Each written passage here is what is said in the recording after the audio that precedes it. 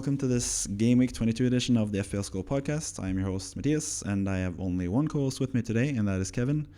Kimo sadly had an emergency today, some private matters, so we couldn't be here today, but Kevin and I will be guiding you through all the future game weeks and all your FPL needs, just like we did during the World Cup Fantasy when it was only me and Kevin. So it's a bit back to the old days for us too. But yeah, the transfer deadline just ended, and there have been some pretty major moves so far. You can see two of them right on your screen right now, and that's Enzo Fernandez coming into Chelsea. It's not the biggest of transfers in terms of FPL, but it's a huge transfer, £106 million, I think, which sort of explains why Declan Rice is worth 100 million at least. But obviously also Cancelo left finally. I'm so happy to see Cancelo leave the Premier League because he's been a terrible fantasy player for me. And it's also going to open up more for some of my players potentially as well. So anyways, it's been quite an interesting transfer window so far. So Kevin, what do you feel like, or what are your biggest takeaways from the transfer window? Both, it could either be general or in terms of FPL. Yeah, I think anyone who doesn't back Chelsea to actually make a dent next season is out of their minds, considering the fact that they spent 600 million since the summer. So I think we're going to see an upturn on Chelsea's fortunes. It's just a question of whether it'll be Graham Potter leading the team or not, because there are quite a few decent managers out there without a job, including Zidane and including Pochettino. I wouldn't mind seeing either one of those guys go to Chelsea, play fun football, work on the youngsters and all this type of stuff. So I still think Graham Potter can do the business with this squad, especially now he has no excuses to why things aren't working and etc. But I think Chelsea are the big winners. I think Enzo Fernandez is great. I've been singing his praises for a while now, and it's just I can't believe just how much they got to spend. It's quite baffling to me. I think Gakpo is another one that I think Liverpool have done really well. They've completely screwed over Manchester United, who needed him, but I think Gakpo will come good as well. I just liked what I've seen at the World Cup and etc. It's just now a question of all these teams that didn't make any signings, like Everton, who missed out on Sulemana, who missed out on Orsic, who missed out on a bunch of these players that are essential, whether we'll fall behind or is it going to be an issue for a lot of these teams that they've now got so many players from different countries, from different this, different that. Will it take longer for them to gel? That is the question. I mean, with Chelsea, it's just a band of mercenaries at this point. So we'll see. But I think given the talent of a lot of the signings that were made this January transfer window, big transfer window, I think it's going to be really fun to see some of these guys flourish. But I think in terms of an FPL sense, people shouldn't get too excited because it's like I said, it'll take some time for some of these players to gel, and some of these teams are just playing terribly as well, including Liverpool.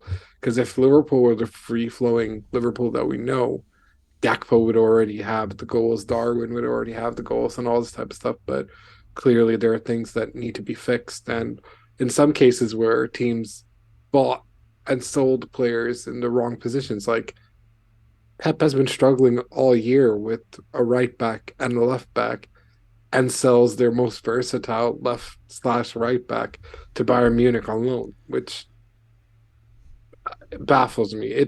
I guess something must have happened between the World Cup and now, because Cancelo was always playing, always doing decent in the beginning, and then all of a sudden, just things took a crazy turn. So, yeah, fun, exciting window. That's all I can say so far.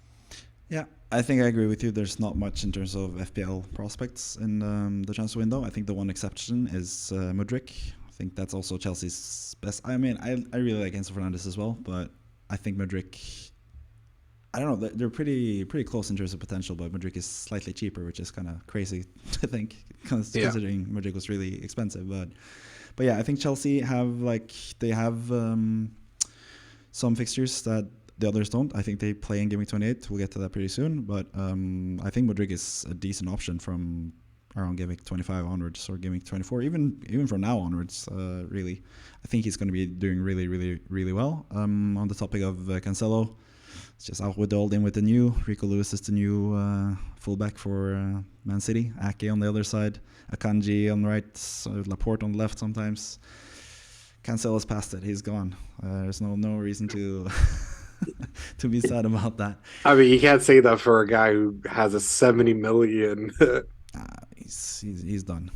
clause, You could see but it. You okay. could see it in the World Cup. He got subbed off for Dalot and Guerrero and all those guys. So Yeah, I mean, if we go with that logic, correct. I mean, Messi won the World Cup and Ronaldo didn't. So yeah, by that standards, yes, people are finished if they didn't perform in the World Cup. But all things considered, I think this has been a weird couple of transfers. At least in terms of Man City, I yeah, thought their plan of getting rid of Cancelo would have meant that they would have had someone planned to bring in, but nope.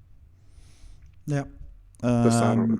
I'm also going to take a bit issue with the Gakpo signing. Of course, Gakpo is really good, and for the money, it's not that much, especially if you look at all the other transfers for like almost 100 million.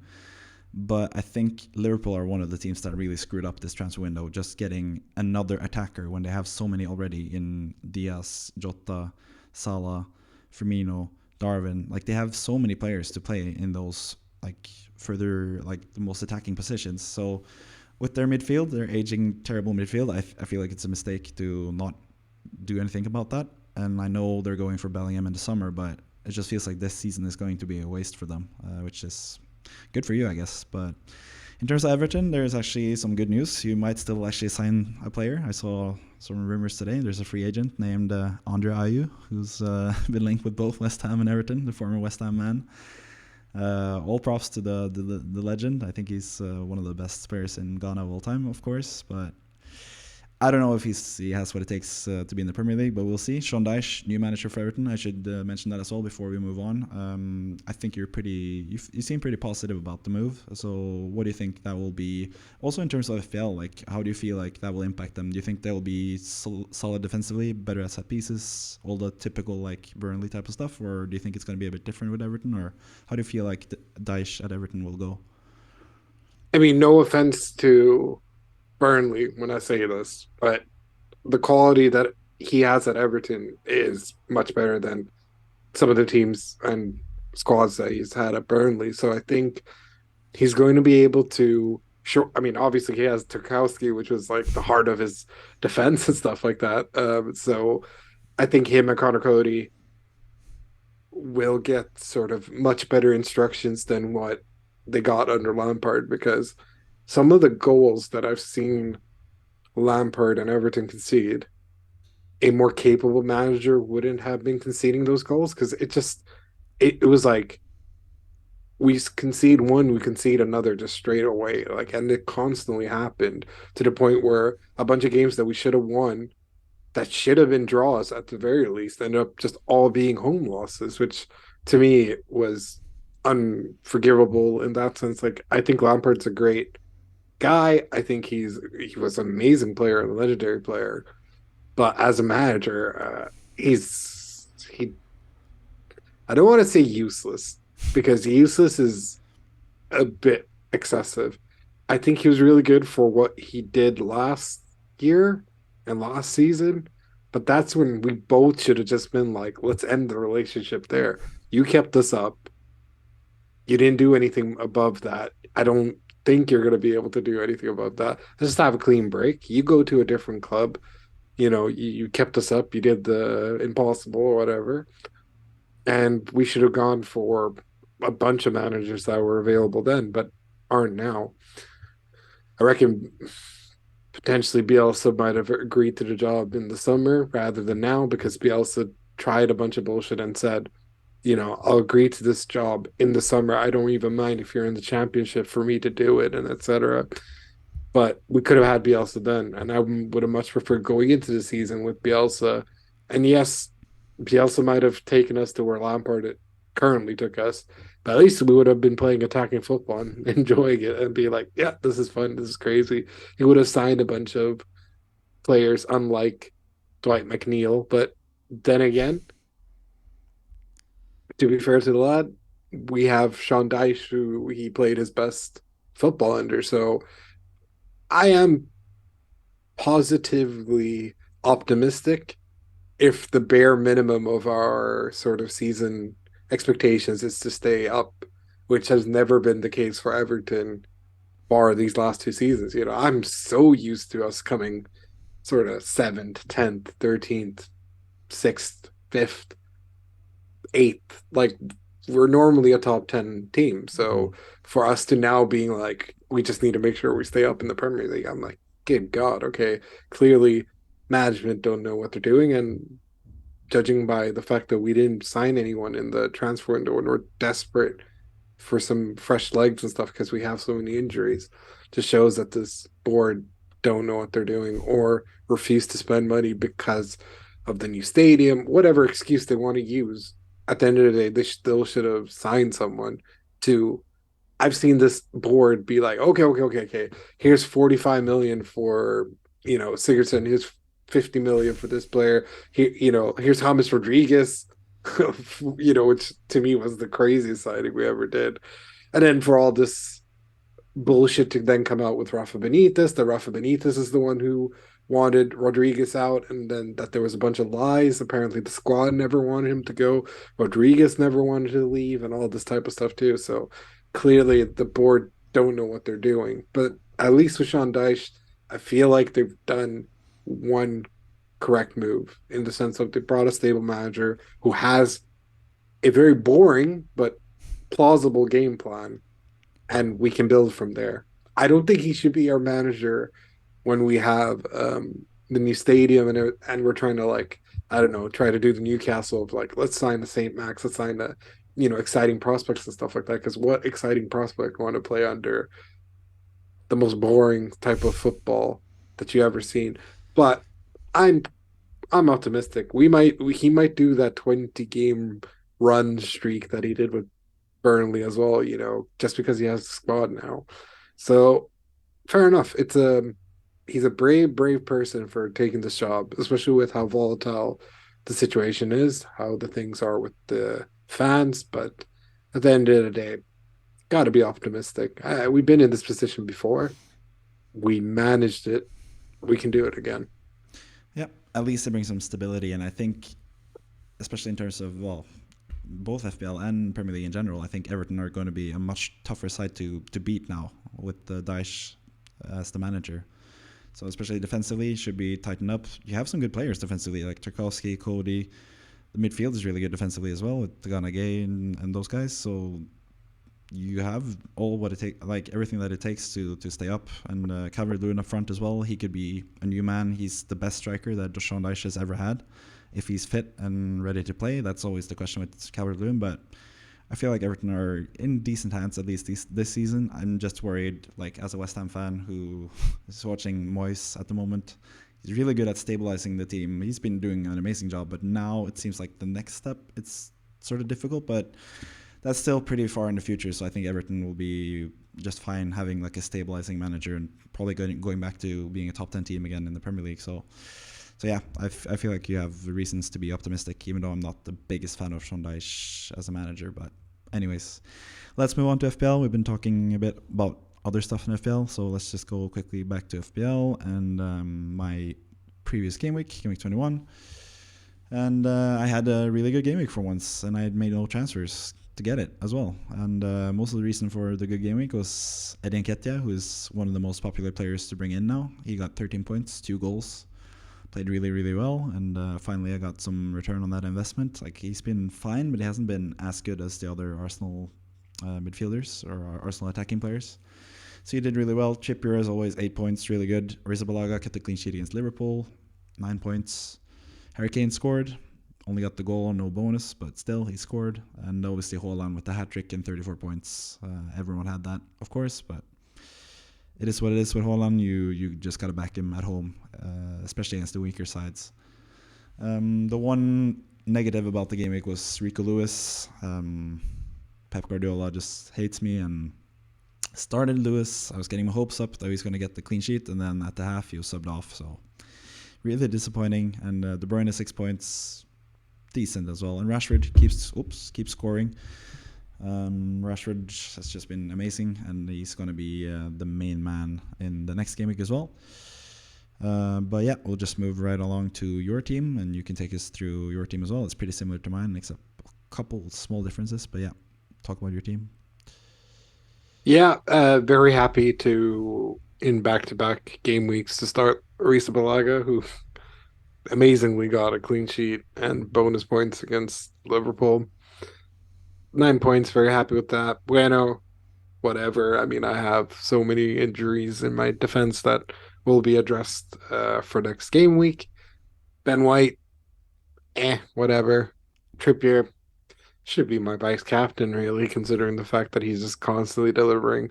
Mo Salah, terrible. Just Liverpool in general, because if Salah had been in the form that he was, and I know that he can be, this 3-pointer would have been, a bit more. Some of the previous matches might have been a bit more, but he got a goal and assist, in his first match back from the World Cup pause or break. So yeah, I think the punt was worth it, but sadly, has been losing out to KDB, even though KDB hasn't really done much. But it does open up for future transfer. Well, Bruno Fernandes, which I'll talk about a bit later.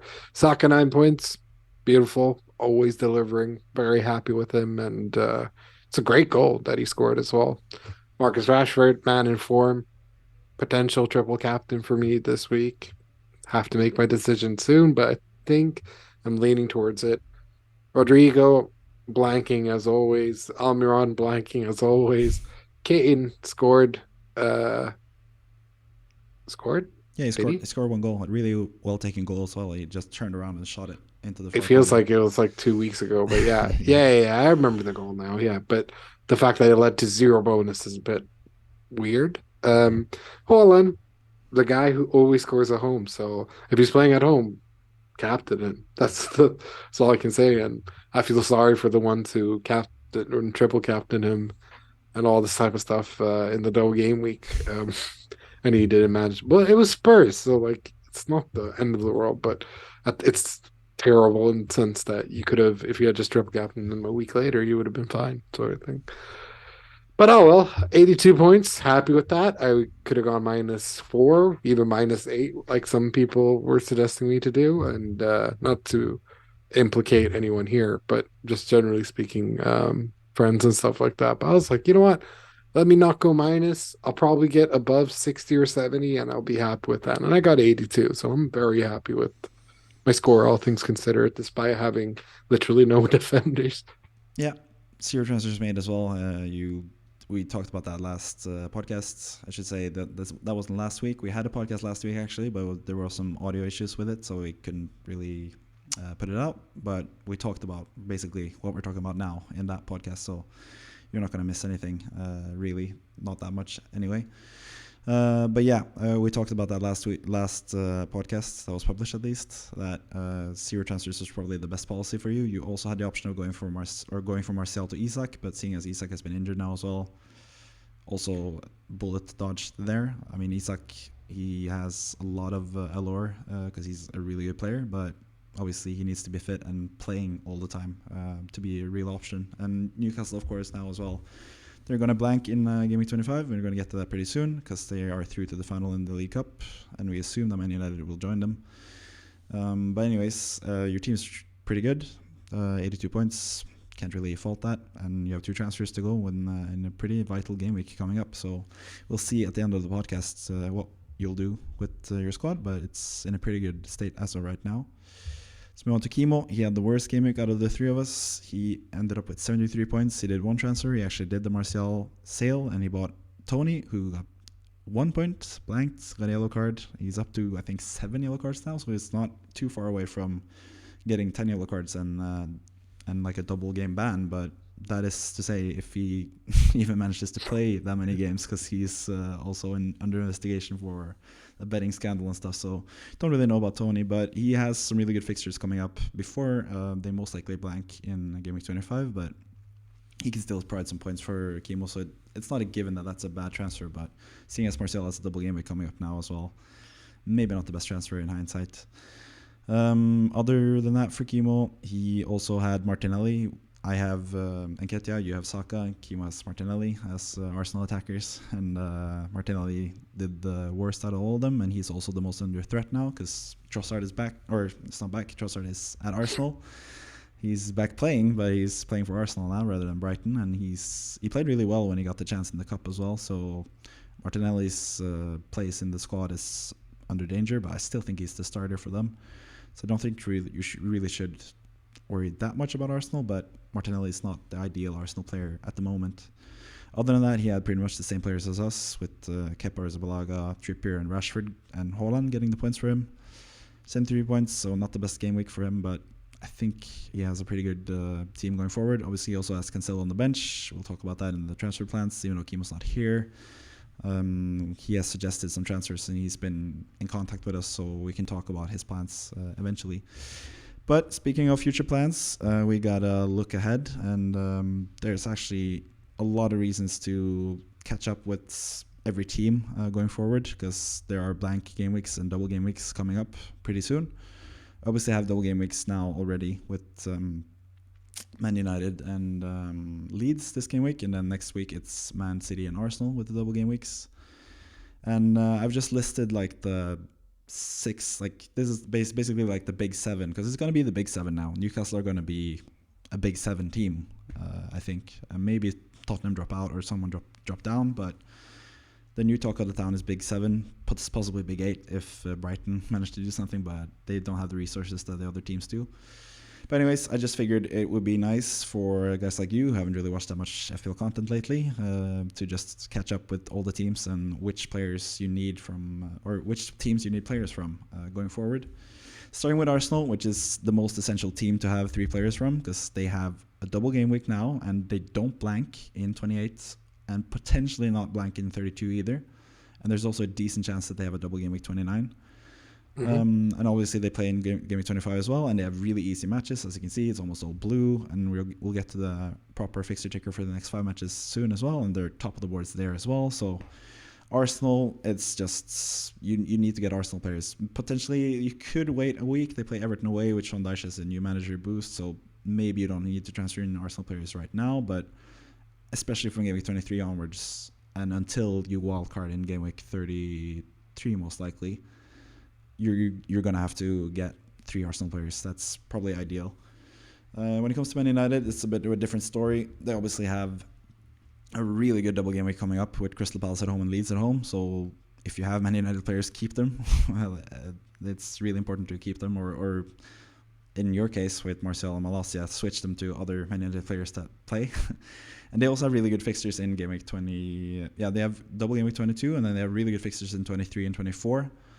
And then they blank in 25. So that's when you should probably sell them, because they're going to blank in 25 and they're going to blank in 28. And the double game week fixture in 29 isn't that good either with Newcastle. They're most likely going to get a double game week, 87%. This is taken from, I can't remember exactly what the account name was, but it's transfer algorithm in on Twitter.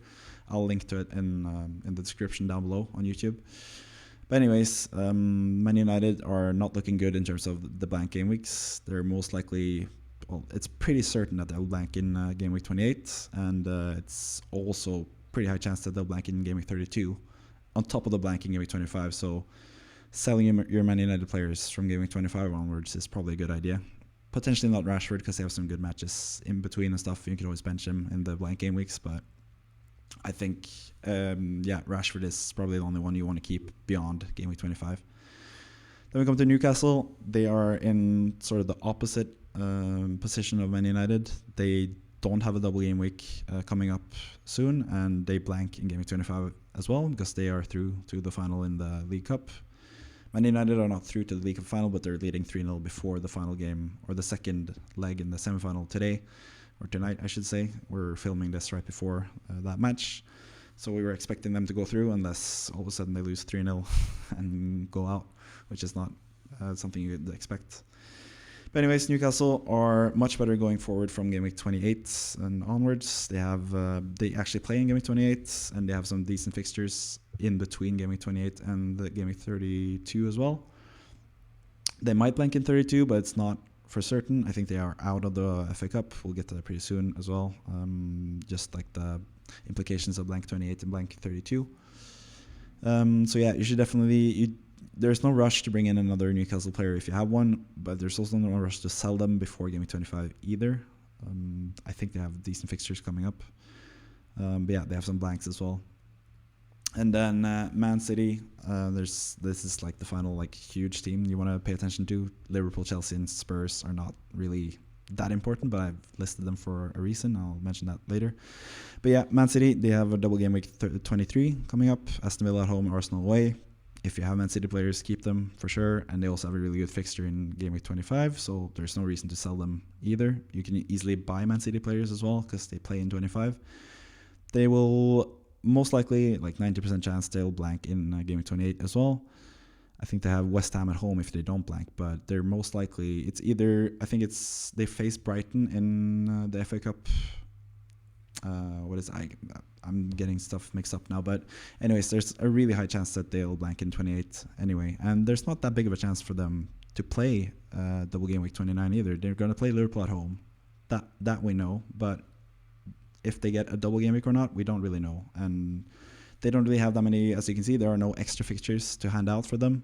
Newcastle have 2 extra fixtures that need to be handed out, while City have 0. So the double game weeks for City will be coming from blank game week 28 and blank game week 32, but those game weeks will most likely be in game week 34 and game week 37. So there's really not that big of a reason to keep many Man City players from game week 28 onwards. But anyways, that's the big 4 teams. But also, as you can see, my ideal way of doing stuff is free hitting in game week 29, and there's a big reason for that because there are some teams that you can have players from for game week 28 and game week 32, and then you can free hit in the double game week players in 29. And as you can see from game week 29 as well, Newcastle play against Man United, Liverpool play against City. Don't really know if those players are the best to have in the double game week, even though they are popular regularly. It also depends. We don't really know which fixture will be the second fixture, so we don't really know which teams will have the good fixtures or not. I think we'll know that only after game week 25, so it's going to be difficult to plan ahead in terms of the transfers in if you want to go for game week 29 without a free hit. And also, as you can see, Spurs have a really good fixture against Everton, and they don't have a huge chance of getting a double game week anyway. But if they do get a double game week 29, then obviously you should have Spurs players, but you shouldn't buy Spurs players before then.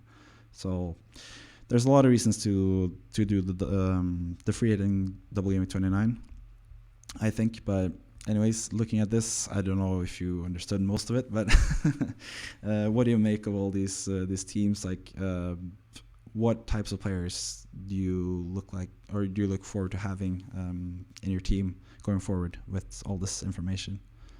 I mean, all this being said, and it's actually quite lined up perfectly for the teams that are in form as well, having the favorable matches as well. So kind of works out perfectly. I think I was always going to triple up on Arsenal. They look like they're going to win the league and all that type of stuff. So you might as well have the bandwagon and be like, I was there. I had this guy from the beginning, sort of thing. So yeah, I think Arsenal, Manchester United. I like City regardless. So just have Haaland throughout the season anyways. Like you're not going to sell him, are you? Unless he gets super injured. So that's the only sort of thing that's worrying me, that if a bunch of the teams like the blank game week 28, not looking the likes of that, because I have players from a bunch of those teams and stuff like that. But then it becomes about just planning it accordingly. But other than that, most of the bottom 3 teams, you only have 1 or 2 players from.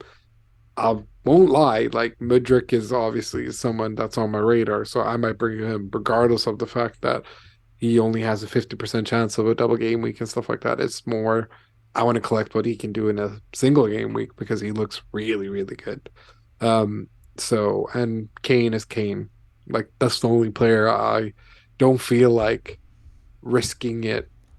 I love Kulusevski, but I don't know how Spurs are currently where they're at and stuff like that. So yeah, I think most players and most people will have players from the first four teams. So most people won't have anything to worry about long term. It's just about nitpicky fixing. Like, for example, like, are we gonna stick to Bruno Fernandes past this double game week? Probably not. Let's be honest, because he's a bit of a form player. The minute it goes, he just goes back into yelling at his teammates and acting all like, "Oh, I'm the main character again," because he has severe main character syndrome. So yeah, and when that time comes where you have to get rid of him, you can go back to having Mo Salah. You could look into Gakpo. You can see where Liverpool is at. So Mm. it neatly sort of ties the bottom three teams in perfectly. So yeah, I think I think max out on Arsenal and you'll be fine. Yeah, I think the interesting thing with Liverpool as well is you can see blank week 28. They play against Fulham, and that is if Fulham go through in the cup, because Liverpool are obviously out of the FA Cup, so Hmm. they're dependent. As you can see in blank game week 32, they're actually going to have a match against Nottingham Forest, so Yeah. they might have a fixture in 28 and in 32, and they have two fixtures extra, so they could have some really good fixtures coming up eventually Yeah. as well. For example, if Wolves at home is the one that's put into the double game week 29, and then you have them playing against Fulham at home in 28, and you have them playing in 32, suddenly you're going to need like probably Salah and potentially Robertson or someone else from Liverpool. Like you might even double or triple up with them if they manage to avoid the blanks, because they might have both no blank game week fixtures and some doubles as well on top of that. So I think Liverpool might be a really good team eventually, but as of right now, you're likely going to sell your Liverpool players. They don't really have the best Yeah. fixtures, immediate fixtures at least, and they have 100%. and they are out of form as well. So, and also when it comes to you mentioned game week 29. That's why, like I said, free hitting in 29 is really a good option because you can just bring in all those Chelsea players for that game week if they have a double. If they don't, you can bring in someone else.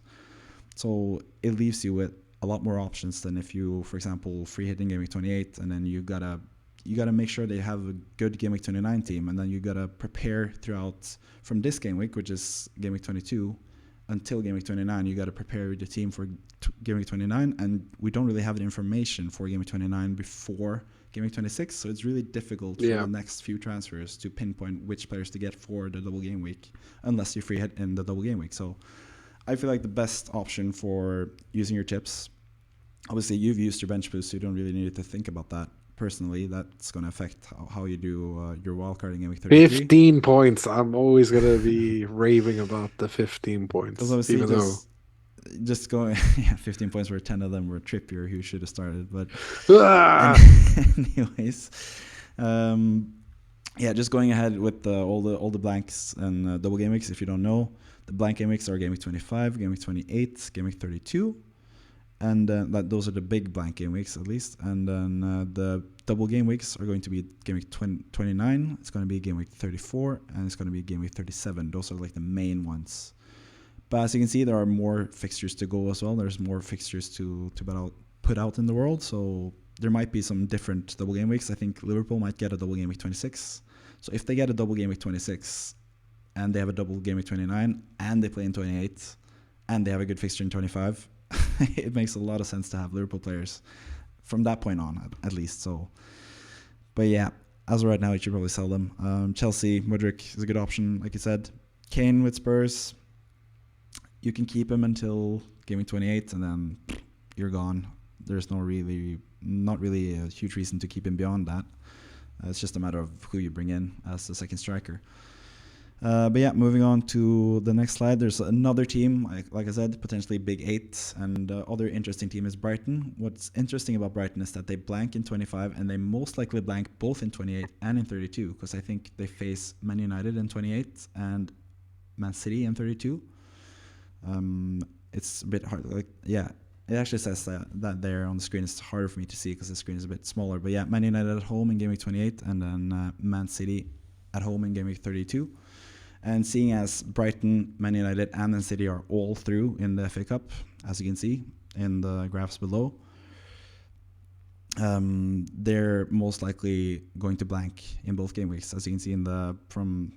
If you don't know already, every FPL manager knows about Ben Crellin, but he has amazing schedules and stuff put up and everything you need to navigate blank game weeks. And according to his percentages, Brighton are 92% likely to blank in game week 28 and 83% likely to blank in game week 32. So Brighton is just really interesting because they have 3 extra fixtures to hand out as well. It's Bournemouth, Newcastle, and Crystal Palace, and they're also going to blank 28 and 32 most likely. So they're going to have 5 fixtures that will need to be rescheduled. So you assume, as you can see, 100% they're going to have double game week 29, and they're 100% going to have, pretty much 100% going to have double game week 34 and double game week 37, which are the other big double game weeks. But then where the other 2 remaining fixtures go is uncertain. It might even be in 26 or 27. So as we'll see pretty soon in the next slide, we're going to talk a bit more about Brighton, but it's just interesting. As you can see, there are a couple potential game weeks that they might have a double game week where no one else has a double game week, and that's 26, 27, 30, 31, 35, or 36. Those are the game weeks where they can play against the likes of Bournemouth or Crystal Palace, while all the big teams are out playing in Europe. They play one of those matches. They can even play Newcastle because they are not in Europe either, so they can play either of those 3 matches in those game weeks. And then just listed 2 teams. If you want to go with the tactic that I'm proposing of free hitting in double game week 29, then you need teams that play in both game week 38 and in game week both game week 28 and game week 32. And 2 of those teams that potentially have really good players are Aston Villa and Everton. As you know, Aston Villa have been pretty good this season, but now they got a new manager. After they got Emery, they've been much better, and they have really good fixtures, especially for game week 25 onwards. So I feel like there's a lot of good options, or at least some really good options to go for with Aston Villa. And then obviously your own Everton side, they play in game week 25, they play in game week 28, and they play in game week 32. And with Sean Dyche in, who knows? Calvert-Lewin might be a really good striker again, like he has been previously. They might have really good defenders. Patterson, like you have, if he's back and healthy from game 24 onwards, he's a really good player to have as well for the cheap price. And if he plays all the time, which he most likely will because Coleman is past it.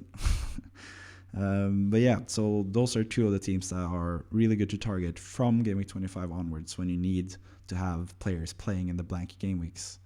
And then obviously they have difficult fixtures in game week 29, Chelsea away for Aston Villa and Tottenham at home for Everton, but that's when you free hit anyway, so you can just free hit those players out and then have them back for the matches against Nottingham Forest at home and Fulham at home after that, and obviously game week 32 as well. Any thoughts about those 2 teams? Any players that stick out to you from, well, either of these teams really, Brighton, Aston Villa, or Everton? In terms of Brighton, 100% Mitoma. I really wish I did the Mitoma Almiron thing, because I knew Almiron would start blanking the minute some of these bigger names would come back, because he doesn't get the same amount of touches as he would, and etc. And of course, he just blanks it.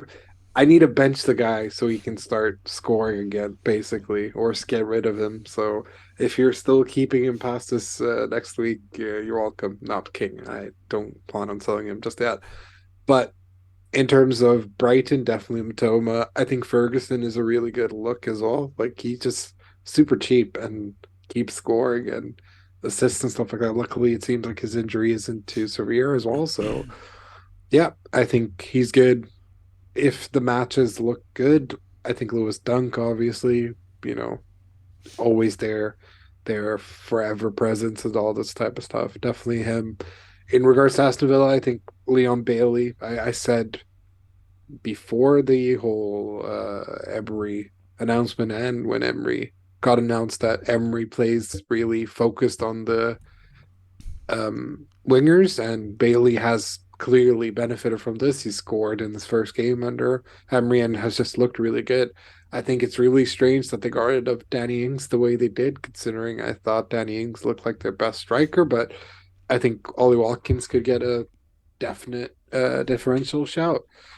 But other than that, I don't know how they're looking defensively. They're a bit shaky and all this type of stuff. So I might avoid their defenders unless they get things going. Like I like some of the home matches that they have are actually really good. Arsenal at home isn't great, but tends to be a goal scoring match. So offensively good, but like Crystal Palace, Bournemouth, Nottingham Forest, and I mean, not Newcastle is Newcastle, so that take with a pinch of salt. But defensively speaking, those look like good matches. So you could probably get like a Debo Martinez if you want to go super differential, or Matty Cash if he's finally back. I don't seem to know what's going on with him as of late. But I would personally say Watkins, Bailey, maybe even Buendia as well, because he seems to always turn up in random matches as well. In regards to Everton, I feel like there are three obvious players that you can go for. One of them you mentioned in Patterson, the other you also mentioned in Calvert Lewin, and I think the forgotten man who constantly delivers and should be starting every single game week, Seamus Coleman. Damari Gray, of course, Damari Gray, because I think he's fantastic. He's really cheap. He's that sort of Almiron price of 5 point something. So, yeah, I think Damari Gray is someone that you should be looking out for, especially now that Gordon isn't even there to sort of take his starting position as well. So he benched the guy who went for 45 million. So yeah, take that with whatever. And loves a goal against Arsenal as we saw last year, and tends to show up in the big matches as well. So I think Demar Gray's obvious differential. Patterson, once he's back, he'll definitely start. I could see him playing Coleman just out of seniority and stuff, but you know that you have to play Patterson. Like Lampard got so much stick last year for not properly playing him and not properly playing him now as well. So until he actually played every game. But yeah, Patterson, Calvert Lewin, I think he'll be the focal point of attack, which he always is. But you could tell under Lampard that sometimes the wingers would try to like not every single ball would go to Calvert Lewin compared to in the past where our players would just spray the balls to the striker. I think Calvert Lewin will see a uptick in uh, potential in terms of FPL points as well. A bit of a shame because Gordon and him link up was really good, but I think now with a manager who actually has a plan A, a plan B, and a plan C, it's gonna look a lot better. Whilst Lampard had a plan nothing. So there you go. Yeah, I think that would be a very thorough analysis of the players that you can get. Yeah, for sure. As you mentioned, they have some difficult matches, of course, in 30 and 31. You see Everton against Man United away and Aston Villa against Newcastle, but obviously those are the game weeks where you actually have a full squad. You have Rashford, you have Haaland, you have Trippier playing. They're not blanking, so you can play them. And then when those three guys are not playing in 32 and 28, you can play these guys. You can play, like you said, Calvert Lewin. You can play Matty Cash if he's back. He was really good towards the end of last season in FPL. And also they obviously got a new left back as well, Moreno at left back. He had I think last season I think he had like 5 goals and 4 assists or something. So he can definitely be a good differential as well. It's just like you said, defensively, who knows? But Emery, at least in the past, he's had attacking fullbacks who have been good and they've been pretty solid defensively. Emery teams, so I think those options are also pretty good for them. And Bailey is probably like the man to get for like a cheap midfielder. Andreas Pereira is going to be more of an afterthought, I think, after game week 25 at least. I think he might blank in game week 28 Fulham, if I remember correctly. Yeah, you can see there in the stats actually. They might blank. It's against Fulham, and then in 32 they might blank as well. They play Leeds. So yeah, I think Bailey in for Pereira at some point also could be a valid option, and as well as you said, Watkins and Calvert Lewin. Yeah, let's just take a look at more of the immediate future in terms of fixtures. Obviously, you have the double game week fixtures, which we've been talking about with the big teams. The one thing I wanted to talk about with Brighton is currently, like you said, you are interested in Matoma, but is he sort of in your plans in the immediate future, or are you scared of the game week 25 blank, because obviously they can't double before 25, but they might double in 26, for example. But then again, they blank in 28 and blank in 32. So what are you supposed to do with Brighton players? Are you are you bringing them in at some point, or are you just staying away until they have? I think after the wildcard in 33, and you have double game week 34 and you have double game week 37, they're going to have both those doubles and really good matches as well. So I think it's a no-brainer from that point on. But before that point, before the wildcard, what do you think of the Brighton players? Are you interested in bringing them in now? Like Bournemouth at home, Crystal Palace away, Fulham at home, and then West Ham at home in 26 as well, which is a potential double game week? Or are you scared because of the blank in 25? I wouldn't mind. Like, look, you can't play everyone anyway. So for me personally, like, let's say I were to get rid of Almiron from Mitoma. Yeah. But they blank as well in 25, so that sort of makes sense. But for example, Fulham, they don't. But They but no, but just yeah, get through me. Like 25, Fulham play in 25, Andreas, yeah. but they have worse fixtures in 26, and they don't double in 26, which Brighton might do. Worse fixtures from 22 to 24 as well. Would you do that transfer, Andreas, to Mitoma if you had Andreas, for Yeah, but example? yeah, I mean that's the example I want to take up now. I have Almiron now, Yeah, for example. Almiron now has West Ham at home, which not the worst game to have. Then Bournemouth away, not the worst. But then it's Liverpool blank City, right? yeah, With Matoma, I get the option of Bournemouth at home, which is a good fixture because Brighton are a good home team.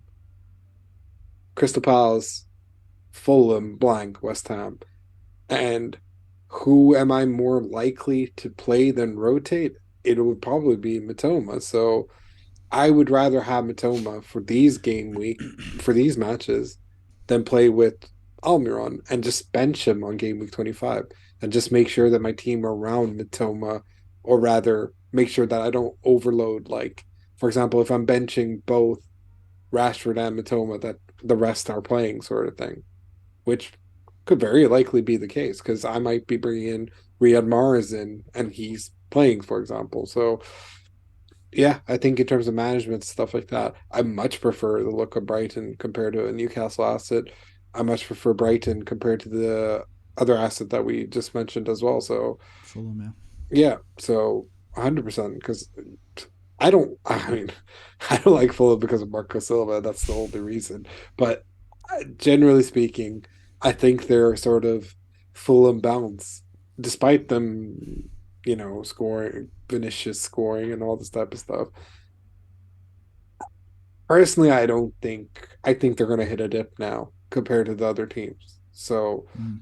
especially everyone comparatively to Brighton, looks terrible in that regards because they're just loving life under De Serbi. And I think that's why it's time to bring in someone from there. And Mitoma seems to be the one. I mean, goddamn, did you see the goal he scored against Liverpool? Like, that's Yeah. a kid who's loving his life, will be going for somewhere for like 40, 50 mil.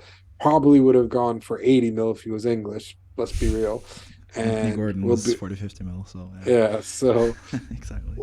like, yeah, so I think, yeah, I'm having to have like internal discussions with myself if I bring in Matoma now for Mm-hmm. this game week. So Yeah, yeah, that's what I'm saying, because I obviously know your plans, future plans. We haven't said that to the audience yet, but I know that you don't have any Brighton players there, and I also know the next segment that we have, weekly wildcard draft, we're going to end up with 0 Brighton players, and I'm just like curious why that is for our team, but we'll get to that eventually. We'll just quickly go through it. yep, Yeah, go obviously ahead. I have first pick this week. We did this yesterday with Kimo as well, so he is third pick, Kevin is second pick. With my first pick, I picked Rashford. I was in between Rashford and Fernandes, but I figured Rashford is the main Man United guy. He's cheaper. He's most likely on pens, and he's most likely the best captain option this week as well. So I picked Rashford, and then you picked Haaland. You didn't pick Fernandes as the number 2 pick, but I guess it makes sense future-wise. Like Haaland has earned that right. Don't really you don't really have to talk more about why you pick Haaland. And obviously, Kimo picked Fernandes as number 3 anyway. We knew Fernandes was going to get picked.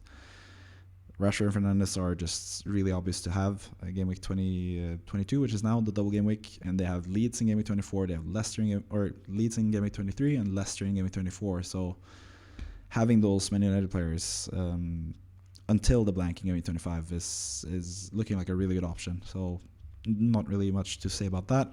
Like we said, Arsenal triple up. That's what we did. I picked Ødegaard, you picked Saka, and then Kimo picked Nketiah. And that's where I kind of want to have a discussion with you about the Arsenal assets and how you would rank them. Because when I picked Ødegaard, you said, why didn't you just pick Saka? And then I said to you, well, you can pick Saka, but you sort of like were against it. I don't know. Do you feel like if you, ideally, what 3 Arsenal players would you have at the current moment if you could choose? Saka, Ødegaard, and Nketiah. So it would be these 3. Yeah, it probably would. I mean, not a defensive option because I hate their defense. They get clean sheets against the most random teams, and then at home against I don't know who, they'll concede a penalty. So that game, I don't remember which team that was, but that pissed me off. No, it probably wouldn't be those 3. It probably would be Saka, maybe Ødegaard, and you know me, I don't like doubling up in any position. So yeah, this annoys me to no end. But in the sense of it would be Saka, Ødegaard, and probably Ben White to save cash, which is, you know, Ben White is who I currently have, Benny Blanco. Yep. But originally I thought you were asking the ranking of these 3 would be Saka, Ødegaard, and Nketiah, because Saka for me is the most obvious. Like, I get why people rep Ødegaard and all that stuff. He's cheaper. He's the captain. He's 100% going to play, you know, rotation risk 0 in that regards. But that's the same with Saka, and he's on penalties. And let's face it, is more willing to shoot, can create chances just like Ødegaard. But the most important thing, gets behind the striker, goes, you know, makes the striker runs, which Ødegaard doesn't, because Ødegaard is the guy who makes the pass to these players into those positions and stuff like that. I mean, that flip-flap pass that Ødegaard did against United, oh my God, like that should have been an assist, for example. But I just think Saka's proven that for that, what is it, 2 million, 1.5 million more? I don't actually know what I think it's 6.8 compared to 8.2 or something, so it's about 1.5, I think. Yeah, I think for the 1.5, it's worth it because Saka just is on penalties. Yeah. Scores more goals, generally speaking, as well. The only thing that Saka doesn't get as much as Ødegaard is the assist, but even there, he gets assists too. So he gets these bullshit FPL assists. So yeah, I think personally, Saka is just the guy right now. Like he's in the form of his life, and yeah. Like you said, the money between Ødegaard and Saka is basically the penalty tax. that Saka has penalties. Pretty much. Arsenal haven't had that many penalties, which is kind of strange because they've had penalty situations. They've just been really unlucky. But that's also sort of like a broader point for me. I feel like, I don't know, I haven't really checked the numbers, but I feel like lately getting penalties is really rare. It doesn't feel like there are that many penalties in the Premier League. It feels like when they are in doubt, whether it's a penalty or not, they just say, okay, we'll put it up to VAR, and if it's a massive mistake, they're going to correct it. If it's not, if it's like a sort of potentially a mistake, they're just going to keep it the way it is. So I feel like there's going to be less penalties going forward. So there have been less penalties lately. I got to check the numbers on that, but I feel like that's also one of the reasons why I'm sort of more leaning towards Ødegaard, because he's cheaper. He's obviously scored more FPL points at this point of the season as well. So yeah, but I think those 2 are like the main guys to have for Arsenal as well. Like you said, their defense isn't the most reliable. I love Gabriel Magalhaes myself, so he's like the guy I would have as a 3rd player. I obviously have Nketiah personally, but the worry about Nketiah is that he's going to get both Trossard and Martinelli could play as a striker, and Jesus is going to come back in that position as well. So I'm really happy that I have him currently, but I'm not sure. Like I'm pretty certain I would bring him in because I think Jesus, you're looking at potentially game week 26, 27. So you're going to have like 6-7 matches at least before he's back. And who's to say that Jesus even takes over as the striker? Because Nketiah has been really, really good. So I think Nketiah is an absolute 100% you keep him if you have him, and he's a really good player to get in as well. But it just depends on which Arsenal players you want, really. But yeah, Are you not scared that Nketiah might lose out his spot to Trossard? yeah, that's why I said earlier that Trossard Martinelli might even play as a striker. But I Yeah, feel like it feels like, at least with the he, 2 goals, that he bought himself some time. So I think he's gonna play. 100%. I think he's gonna play at least this game week and the double game week, and then we'll see what happens after that. But Trossard's still going to be. He's a new player in the team, and Arteta hasn't been one to rotate as well. But I think also, on the topic of penalties, are you worried about Saka's penalties now that Jorginho is in Arsenal as well? No, No. not at all. So Why? you think Saka will still be on pens, or you think Jorginho will not play that much, so it won't affect Saka that much? Both. Both. I think it's both. I just don't think Jorginho's penalty taking skills are that so aggressively better than Saka when Saka has been firing on all cylinders in terms of pens. Yeah. So why you would I feel like you would rattle the squad and rattle obviously Saka if you take the pens away Mm-hmm. when he's currently scoring them and stuff. So Yeah. no, I'm not worried. Yeah. I think there was even a time when Jorginho was on the pitch for Chelsea and he wasn't taking the pens. So Yeah. He I think missed a couple for them. So yeah. yeah, I genuinely think his penalty taking skills have been pretty mediocre as of late. So Yeah. yeah, I don't think I'm worried. Obviously, the most famous example of Saka missing a penalty is the Euros final, but Jorginho missed a penalty in that exact same final as well. Yeah. So, and he's been missing for Chelsea as well since that. So, I agree. I 100% agree with you. I think Jorginho's not even going to play that much. He's going to play his Yeah, he's part, gonna I get think. playtime. Yeah, But he's not going to be like a mainstay in the team. And I think even then, Saka's going to be on penalties because, like you said, you don't really want to change a winning team. Really, Saka's been scoring 100%. penalties lately. So yeah, I agree with you on that. I just feel like penalties are more rare lately. I'm gonna look at those numbers and potentially tweet about it if I find something interesting there. Sure. Especially if it furthers my case. But anyway, so I think we both agree that Odegaard Saka is probably the best attacking duo to have out of the Arsenal Yes. players. But Nketiah is also a really really good Oh yeah, option. 100%. The positive thing about Nketiah as well is that there are not that many good strikers to choose from. So we're going to see that with your team. You're going to potentially switch out Martial, who might not play going forward. And Nketiah is obviously a major player in terms of who you might get in because there are not that many good strikers. So Yeah. we'll see that. That's also part of why he's in this wildcard squad because who else are you going to pick, really? Yeah. We're going to see that eventually as well in this squad. The next pick was me, and Trippier, I feel like he should always be high up in this ranking. I know, like I said, Newcastle, they don't really have the best fixtures in terms of blanks and stuff going forward. They have 2 pretty good fixtures now with West Ham and Bournemouth, but then after that they have, like you said earlier, the tough fixture against Liverpool and blank, and then City. But I think Trippier just on merit alone, he never blanks. He always gets 8 or 9 points or even more sometimes. So he's just a no-brainer really. But yeah, Reece James is your next pick. I have him currently as well. I've kept him all this time. I really should have transferred him out for sure in like game week 18. But currently, I'm pretty happy with James if he comes back. That's just the thing though.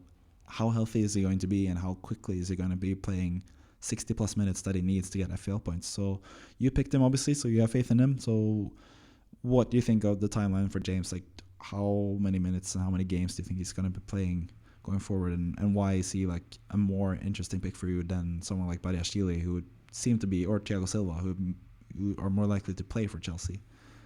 I think it's just more the fact that he's a bit of a differential in that sense that there are a lot of people who didn't keep him and sold him years ago, it feels like. In that regards, that's why I have him. He looks happy in training. He is it the best way to put it is it's crazy to think that Chelsea are quite dependent on him on the right flank to do stuff because I felt like they were, despite them creating the chances and Kai Havertz scoring here and there and stuff like that, they still need that little bit of extra that Reece James supplies. And I think it shows that the fact that he hasn't like rushed back in the sense of like already played a few matches. He's been back in training for longer than Yeah. this news in the sense of, oh, like we want to draft him and stuff like that. He's been back for like 2, 3 weeks now, Hmm. and they're slowly letting him come back. But I think they'll rush him a little bit simply because the Champions League is just around the corner as well. And then they'll want him to be match fit. For him to be match fit in 2 weeks' time, he needs to start playing now. So I think now he might, sadly, maybe against Fulham, only get like a 30-minute cameo. But I know how Chelsea are, so it wouldn't surprise me if he gets a 60-minute match from the get-go. Hmm.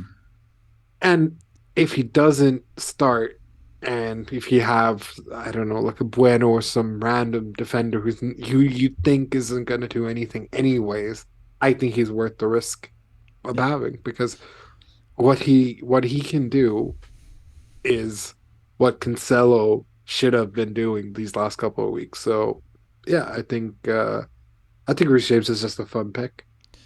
Yeah, and it's also interesting with the transfer window that they signed Malo Gusto from Lyon, who's a really promising fullback. He's going to be really good eventually. But they loaned him straight back out, so that must mean that they feel pretty confident about their Yeah, right exactly. back prospects going forward this season. So if they Yeah, felt like James was such a huge risk and he's not going to play and stuff, they probably just keep Malo Gusto, like pay the extra 10 million, whatever. Chelsea spend money regardless. yeah, They have no exactly. issue paying the extra funds to get him Yeah, right now, rather than loaning him back out. So I feel like yeah, that's also a good point in favor of James playing going forward, which is really good for me because I kept him and I have him now. yeah, yeah, exactly. Like I think in terms of right back, they'll be playing him and Aspilicueta. In terms of left back, they have Cucurella and now Ben Chilwell, who's back too. So Mm. even though clearly Graham Potter does not like Cucurella for the point of that Harvey Vale or whatever was playing, who's not even left back. So what the hell? Okay. But yeah, it clearly shows that yes, they are thinking long term that Reece James might need some backing in terms of maybe he just isn't fit enough to play 90 minutes every week. But for the time being, that shows backing of all types of form in that regards. I think Reece James is just waiting to end the Reece James versus Trent argument. So if there's any time to do it, now's the chance. Yeah, and he has to he has to start playing again if if he wants to, because the best ability is availability, and he hasn't been available this season. So Exactly. that's the worry with him, that he's going to get injured again. But who knows? Like you said, also Aspilicueta is their other option at right back, and he's not going to be there for long. So that's probably why they brought in Yeah. Gusto, because Aspi is probably going to leave after the season. So Yeah. that's probably more to do with that. But they have faith in James, I think, to start, and I think he's a good pick personally as well. But I just wanted to hear your thoughts about it. But yeah, moving on. Kimo picked Rodrigo, who's a player that he hasn't had in his team and we have had in our team. So that means that we are kind of more negative when it comes to Rodrigo than he Yeah. is. But you seem to fear that he's going to lose out his striking position and potentially even his full starting 11 position, because Bamford is back and has been scoring goals against Accrington Stanley and the likes in the Cups. But yeah, I feel like Rodrigo, for this game week at least, is pretty good, but he's someone I look forward to getting rid of after this double game week. And even the double game week, they play Man United away. Realistically, even if he plays 90 minutes as a striker, how many goals is he going to score at Old Trafford? Probably not that much. So, and Forest have been decent at home as well. So I'm not quite sure about this pick. I feel like you could have done, or not you, but Kimo could have picked someone cheaper, just someone like Bailey, like we mentioned earlier, who's probably going to be a good player eventually, or Mitoma as well. Like he's also a really good player to get. So I don't know if you have any input on Rodrigo, why you feel like he's going to lose his place and stuff. What do you think of Leeds and Rodrigo going forward? I mean, I simply think that Bamford having attacking returns in the matches that he's played as of late is good for him in the regards that Rodrigo's done nothing. So that's where I'm scared. However, I've also seen the team sheet enough times to see Rodrigo and Bamford play. So it could be one of Sinistera or Wilfried Gnonto. Is that how you pronounce his name? I think so. There's Yeah. actually a discussion about that, but yeah, Nyonto Yeah. is what most people say. Gnonto. Okay, well, that's the thing. Like people don't seem to know who is going to be rotated. Like I've looked at like Leeds Twitter and they're like, oh, every they always rag on the fact that "Ugh, he doesn't track back. I don't give a shit. He's a striker. What's with this obsessive nature of strikers having just track? No, just let them go do their thing and cook, man. It's like the Woody and Sora meme. Just hold up a bit, let him cook, because like that's what a striker's meant to do. Personally, I don't think. I mean, I'm not a Leeds fan, so maybe. But when I watch the matches, I see what I see from Rodrigo. I like, regardless. Like even the fact that he didn't score against Aston Villa, we know that could have been like a 17-point haul had things gone his way, and that's the only reason I'm holding on to him. And I understand why Kimo has him. It's the allure of the double game week, right? Yeah. Like I'm not allowed to triple captain someone unless it's a double game week. That's like the golden rule, right? So what's to stop Rodrigo? Yes, probably not going to do anything against United, but he could easily score against Nottingham Forest. Yes, Nottingham Forest doing well at home and etc. Kayla But now is in goal now as well. yeah, which is even better for Rodrigo because he likes to spill his fucking goals every now and then. So yeah, you know what? Screw it. Let Rodrigo cook, man. Yeah. I Even mean, though I don't think he will. And I'm a bit sad that he's in my team and I brought him in just for this, but let the man cook. he's been in good goal scoring form most of the season anyway, and I feel like with Leeds fans, it's more like previous baggage. They've seen him like we have previous baggage now because we've had him for 2 game weeks and he's failed for us. Leeds fans are probably looked at him the last 2 seasons when he hasn't played as a striker, and it's been so disappointing for them. He hasn't tracked back as an attacking midfielder, and he hasn't done this and that. He's a bit selfish. He hasn't been scoring either, but this season I feel like he's stepped up, and Leeds fans sort of have the baggage from before that. Like he's not a good player, but he's been a good player this season. I think he's been what you need from a striker. He's been clinical and stuff, at least until we got him in FPL. But yeah, The 13 points he got against Chelsea is still, yeah, I mean, I can't, like, I told him before the game, like, look, bro, like, I got Rodrigo. He's going to do some madness against you guys. It's like, no, he won't. And what he didn't say a word. He just said to me, don't say a word. Just don't say anything. I was like, fair enough. I can't say anything. Me and him don't rag on each other when players score against our teams, respectively, because we're not that douchey brothers in that regards. But if there was any time I wanted to say anything, that was the time. His head against he just got a nice head. It was such a crazy header against Chelsea, but yeah. On to the next player. yep. We go back to the defensive positions. We have one striker left to go as well, but that's going to come up eventually. As far as defensive options, I have the pick now, and I picked Nathan Ake. I still think he's the best City option. I made the case for him a couple of weeks back as being like the best, like the third best option for City behind KDB and Haaland. Obviously now Morris is one of the other good options. Yeah. But I think Ake, especially now also with Cancelo leaving, even more reason to play Ake at either left back or centre back. He has a goal threat to him. He scored in the cup, as we saw, with a really nice right-footed shot as well, which is interesting to see from him. But we more expect him to score from corners and stuff. He's really good in the air, despite not being the tallest centre back alive. And I think he's just a really good option. And City with the double game week in 23, I feel like you need to have some City coverage. We probably could have Morris in this team as well, but there's a lot of good midfielders, so we'll see. And you picked Luke Shaw.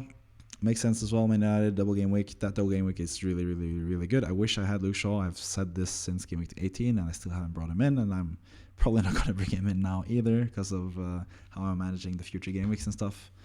And I feel like my defense is pretty good as well. So, but anyways, I think Luke Shaw makes a lot of sense to have now. If you have him, definitely keep him. But I think from game week 25 onwards, with the blank and tough fixtures, and then blank in 28, and then tough fixtures again, I think it's going to be pretty soon that it's going to be a reason to sell him. But currently, you should keep him for the next 3 or 4 game weeks. But yeah, that's Luke Shaw. And Robertson, final pick for Kimo in defense. He splurged. We had some money left, at least at this point. It should be noted. Your pick initially here wasn't Shaw, it was Isak. But seeing as Isak got injured yesterday, we couldn't pick him. So we just went with Shaw instead because we struggle with your final defender. So yeah, you picked Shaw for that reason, and so at this point we had Isak in the team, and we still had a lot of money to spend. So Kimo just went ahead and went with Robertson as like a expensive option. But like we mentioned earlier, Liverpool eventually they're gonna have potentially gonna have play in the blank game weeks and double in other game weeks as well. So going forward, it might not be the worst to have a Liverpool defender. I think it's a bit preemptive currently with Robertson, but he's a nice player to have and stash. So if you have him in your team, I think you just stash him at least. I wouldn't bring him in currently. It's like they play Wolves away, which might be a clean sheet. Who knows? But it's Liverpool. They're most likely going to concede. They did keep a clean sheet against Chelsea, it should be noted, and Robertson was really going forward, and he's been really good offensively this season as well. So yeah, just call back to the start of the season. I actually preferred Robertson over Trent, and it seems to bear out at the current moment. So yeah, Robertson's not the worst option to have, and he's the fifth defender. And then me in goal, I feel like Kepa is the best defender to have. Chelsea, good fixtures, like we saw previously. They're going to avoid the blank game weeks for the most part. And yeah, Kepa's just going to be a reliable goalkeeper to have for 4.5. He's been getting a lot of points lately, and it just makes sense to have him in the team. Finally, the last striker, don't have that much money left at this point because Kimo spent it all on Robertson. So you had to go with GNONTO, who we mentioned earlier. You personally wanted to go with Bamford rather than GNONTO for like 2 million more, but GNONTO's also a good pick. So we already talked a bit about Leeds, so you probably don't need to rehash it. Just in terms of GNONTO, he's been amazing for Leeds lately. I feel like he's like the most nailed player for them. He wasn't even in the squad last game, and it wasn't for injury or illness reasons. I think it's just purely from rest. I think he's like the most nailed Leeds attacker. So maybe Rodrigo displaces, or it's displaced by Bamford. They obviously have Harrison, they have Aronson, they have some other good offensive talents as well. They just got Weston McKennie in midfield. Who knows what they're going to do with that? He can play both offensively and defensively, so they have so many options. Somerville as well is another option. Like they have so many attacking options, but I feel like GNONTO is like maybe the most or one of the most nailed players in the Leeds attack. But I don't know if you have any thoughts about GNONTO personally.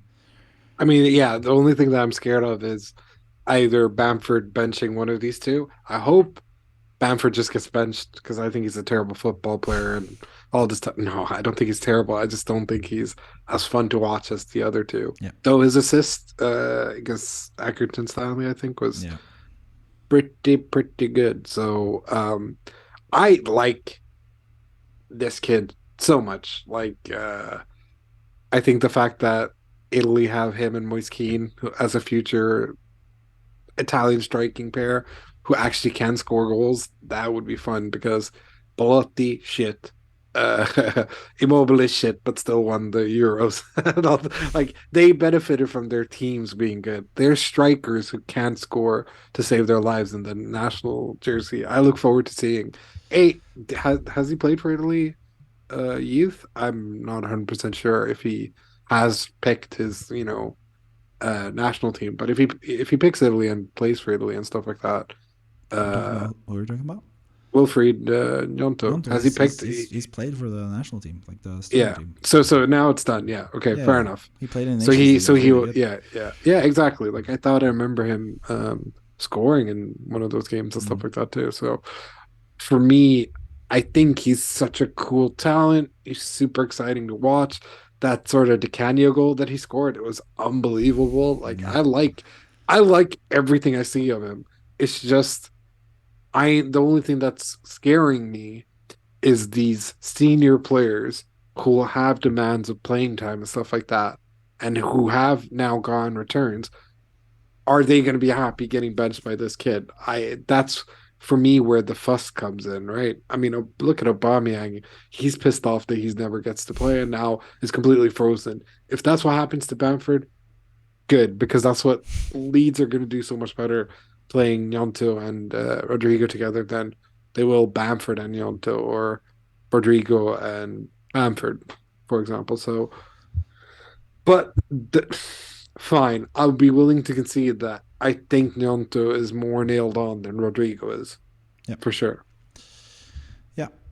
Anyways, we have two Leeds players because of the double game week. After this game week, probably not, but I think GNONTO is also a good like player to stash.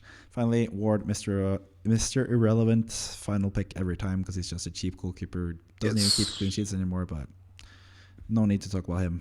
Let's talk about our future plans, and I'm first this week, and these are my players going forward. And as you can see in my team, I have Rashford as captain. I have thought about triple captaining him. I've thought about because I'm probably, it's pretty certain I'm going to do De Bruyne to Fernandes unless like all of a sudden Fernandes gets ill or something like that. And if I get Fernandes in, I have also thought about captaining him rather than Rashford. I feel like it's currently I'm like 60-40 in favor of Rashford, and this divide between Rashford and Fernandes is also sort of why I feel like I don't feel like using the triple captainship. It might just be an emotional response because it would feel so bad to triple captain one of them and then the other one is the one that gets all the points. But it just feels like they have amazing fixtures, Leeds and Crystal Palace. You couldn't really ask for better fixtures against those two teams at home, considering how bad they've been defensively lately. But I'm leaning towards just keeping my triple captain for now and seeing what will happen eventually. Could also use it in Game Week 23 with Haaland playing Aston Villa at home and Arsenal away. But I think I'm just going to keep it for now. But Fernandes definitely in. I'm also pretty sure I'm going to bring in Ødegaard. It just depends on the nature of the transfers. If I'm bringing Ødegaard in or if I'm bringing Mahrez in potentially. I think my current thinking, because there's currently also like a big discussion around if you should sell De Bruyne to Fernandes. Obviously, I think you should. But for me, it's more that the De Bruyne to Fernandes move can help me fund Rodrigo to Mahrez next game week.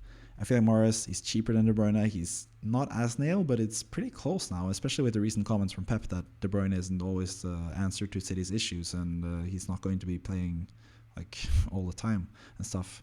You've seen him get rotated against Spurs previously as well. He didn't play in Spurs in the double game week for them, so I feel like it's a pretty easy move to get Fernandes in for the double game week 22 and then get Mahrez in for double game week 23 and just disregard De Bruyne really. Mm-hmm. Other than that, I have Rodrigo obviously with the double game week, Rashford. Other part is like we mentioned, Luke Shaw. I have thought about doing like a -4 to get Shaw, but not sure if it's worth it.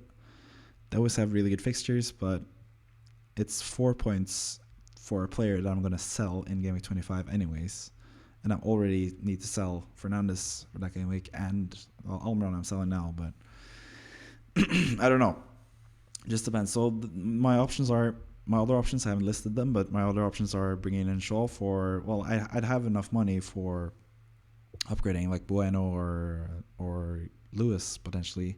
But I feel like Lewis also now with Cancelo gone, just a good player to just stash away.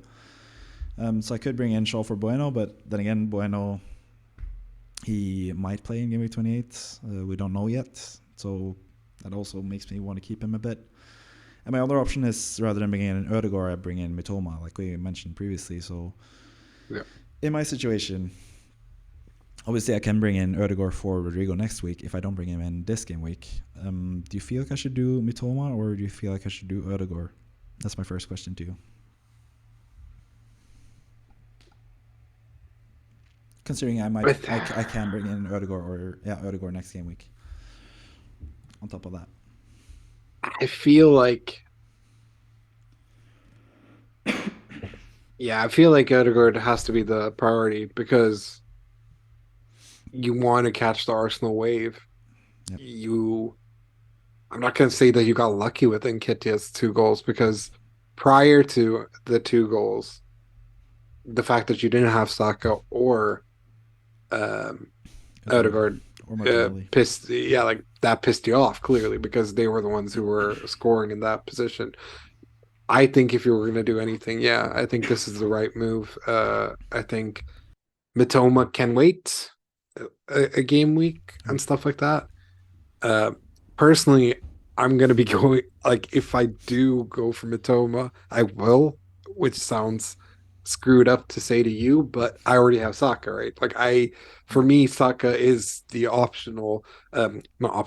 the optimal Arsenal player to have right now. So for me, it's more pressing to get Mitoma in comparatively to Almiron. Whilst for you, it makes perfect sense to go for Odegaard. So Yeah, yeah, I if mean, and I have Nketiah on top of getting Odegaard while you have Saka. yeah, So I have Nketiah rather than Saka, but still, but the question is though, nah, like yeah, how how far away are you from making Andreas into Matola? not that far. But then you won't be able to get Mars, or It's just the fact that Mitoma's blanking in 25, and I don't feel like a -4 to do it. If I could do it for free, obviously I would do it, but -4, not I so sure. think down the line you can maybe make Andreas into Matoma as long as it Yeah, works. if they get a double game week 26, then that's on the cards. So So I guess out of the two, the more pressing for you is Odegaard. But when I get Matoma and he scores a hat trick, I won't be sorry. fair enough. I'm struggling with. I've been like slightly sick, and I just coughed, and everything came up. So I'm gonna let you do most of the talking for the rest of the podcast. So we're gonna Yeah, move yeah. on. We're gonna move on to your I team. also want to watch the Barca match, so yeah, Yeah, for sure. let me get this going. Go through So your my team. team, so my team currently looks like this. Obviously, I'm not going to be captaining Haaland away to Rashford. It's going to be the other way around. I need to make sure that I make all my changes and save all my changes, not like the bullshit that's happened to me in the past. I got to get rid of Salah. It's time. Fernandes, obvious. He's been so good. Uh, Martial change is all dependent on whether he's fit or not. Like if he's finally going to play, I don't think Weghorst has done enough to be like, oh, I'm definitely starting over Martial. But I just don't like that Ten Hag doesn't seem to rate Martial. So getting rid of Martial for Nketiah, who's playing Everton, and just everything that's going on with Arsenal, the fact that he's got 6 to 7 matches potentially without Gabriel Jesus knocking on the door is good as well. So I feel like it's just very safe options. The one thing I hate is Shaw for Malacia, simply because Malacia gets to play, but he doesn't get to play every game. So he might play against Leeds, but he won't play against Crystal Palace. Well, Shaw will play both. Yeah, However, I don't like Shaw's future matches past this point. I like Rashford because he's just scoring against everyone at this point.